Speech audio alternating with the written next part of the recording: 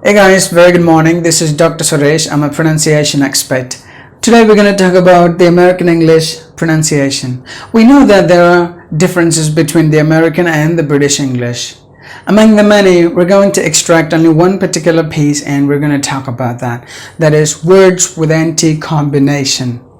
It's a very basic rule that we have with this American English. Any word that contains NT in the middle or in the beginning or at the end, the T is always silent. They silence the T and then they pronounce the remaining. For example, 20. Have you ever wondered somebody saying 20?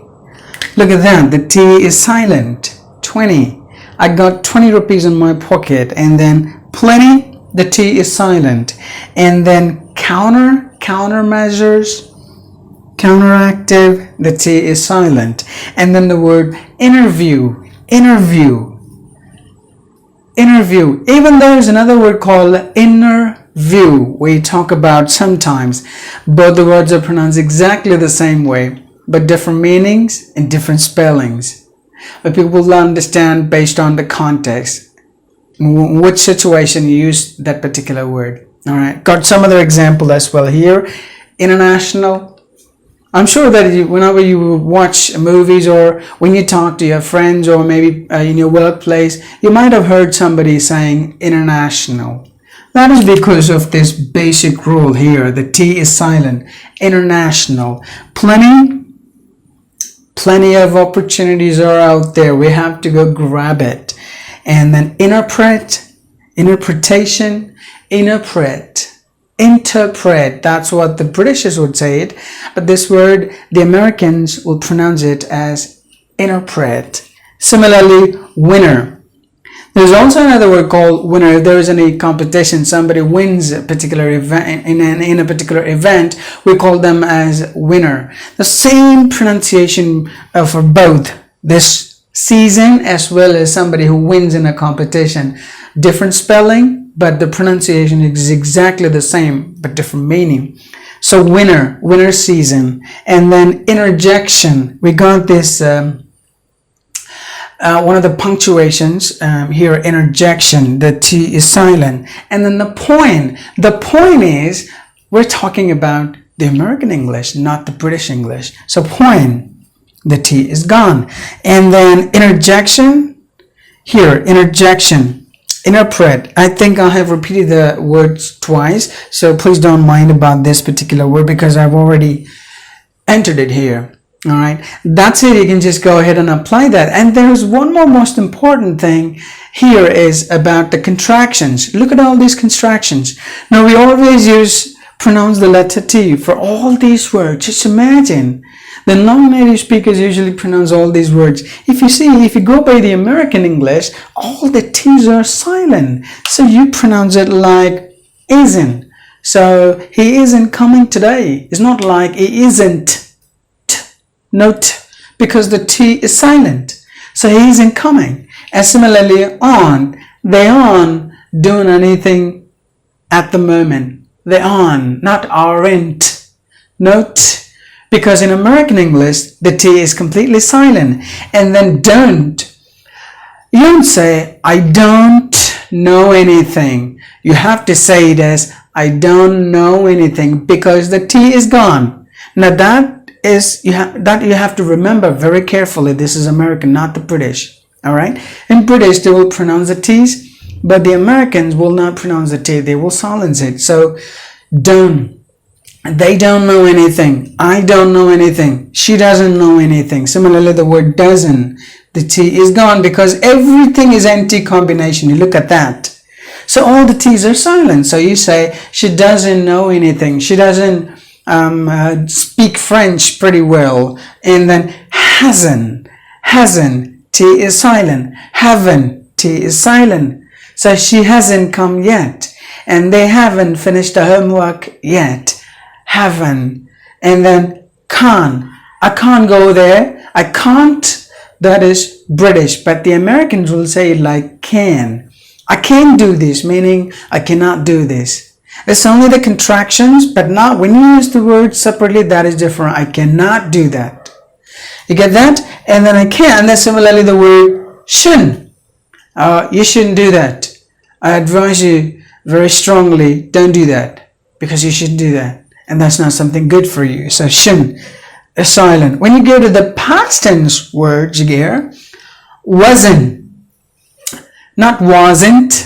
So he wasn't present in the meeting yesterday. So I wasn't available yesterday at home, like that. Wasn't, weren't, that's how you gotta say. And they weren't coming yesterday. They weren't. And similarly, couldn't. I couldn't do that yesterday because I was busy. And they can do that particular work last year. Probably this year they would do it. And then similarly words like wouldn't, T is gone because it is silent. Wouldn't. And then hadn't. No, that's British. Hadn't. Similarly, won't. You can say like, I won't come tomorrow. You don't say, if you would like to go by the American way, you don't say, I won't come tomorrow. No, because T is gone. It's silent. So I won't come tomorrow. She won't come tomorrow. They won't come tomorrow. So that's it, easy. And similarly, wouldn't. We talked about this here because this word, I wrote it here as well as here. We can use it in the past tense as well as in the future tense. That depends on the ratio. Maybe we'll talk about the grammar stuff in the future, but not now. I hope you enjoy this video. Let me just go ahead and recap everything. So we're specifically talking about the American English pronunciation and not pertaining to words with NT combination. Any word that is with NT combination, the T is silent. So that's the rule you have to remember. Some of the examples I've given: 20, plenty, counter, interview, and then we got words like international, we got plenty, we got interpret, winner, interjection, point. So this word I already repeated, so please excuse me with that word.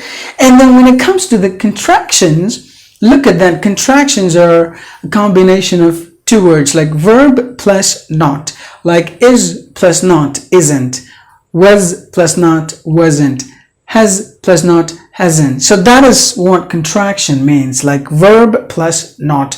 We always use this in a negative sentence, not in a positive sentence. Always remember that. So isn't, aren't, don't, doesn't, hasn't, haven't, can, shouldn't, wasn't, weren't, couldn't, wouldn't, hadn't, won't.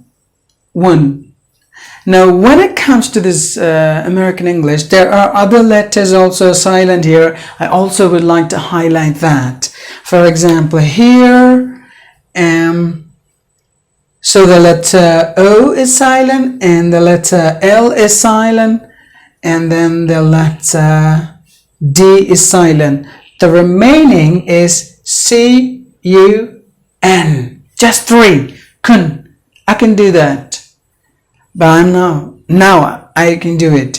Similarly here, the O is silent and the L is silent, the D is silent. The remaining is W, U, N. One. Like I said, this is completely American, not the British. That is different. And then when it comes to here, it is the same. There is no change with that word. So isn't, aren't, don't, doesn't. Here the E is silent. D-O, the S is pronounced like the Z. So doesn't. And then here, the S is pronounced like the Z. So hasn't.